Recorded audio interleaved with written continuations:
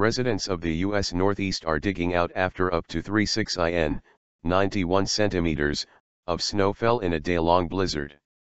The storm, which also destroyed part of a seawall and flooded parts of coastal Massachusetts, is being blamed for 2 deaths in Long Island. Cleanup is being hindered by freezing temperatures in the coming days, forecast to be as low as 10 F, 12 C.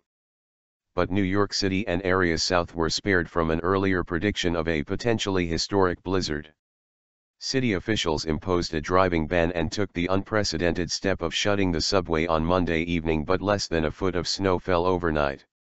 Mayor Bill de Blasio denied he had overreacted to warnings, saying he could only go on information available and would rather err on the side of safety. The U.S. National Weather Service, NWS, has admitted its forecasts were wrong, saying the storm moved faster than they expected. National Weather Service Director Louis Uccellini said his agency should have done a better job of communicating the uncertainties in the forecast.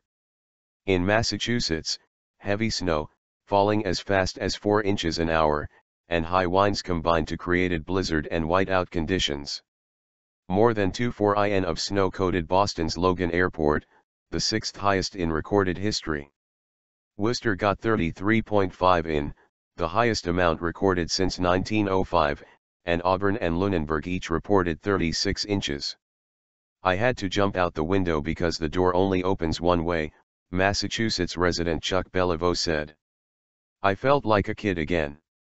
When I was a kid, we'd burrow through snow drifts like moles. More than 2 feet fell in parts of Maine, Connecticut, New Hampshire, and Rhode Island. Portland, Maine, and Providence, Rhode Island both set a daily record for snowfall. A 110-foot replica of a Revolutionary War ship in Newport, Rhode Island was damaged after the storm flipped it. Wind gusts were as high as 78 miles per hour, 125 kilometers per hour. On Wednesday, Boston's transport system began running again and the first flight since Monday took off from Logan Airport. But snowplows struggled to clear the roads, and Boston police drove several dozen doctors and nurses to work at hospitals. Further south, the eastern tip of Long Island saw as much as 30 in of snow.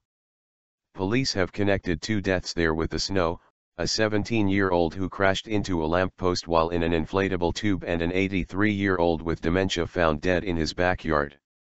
The storm also caused coastal flooding in Massachusetts.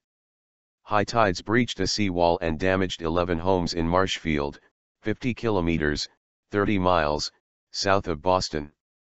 The state's only nuclear power station shut down after the blizzard interrupted its power flow. Thousands of people are still without power, many of them in Massachusetts.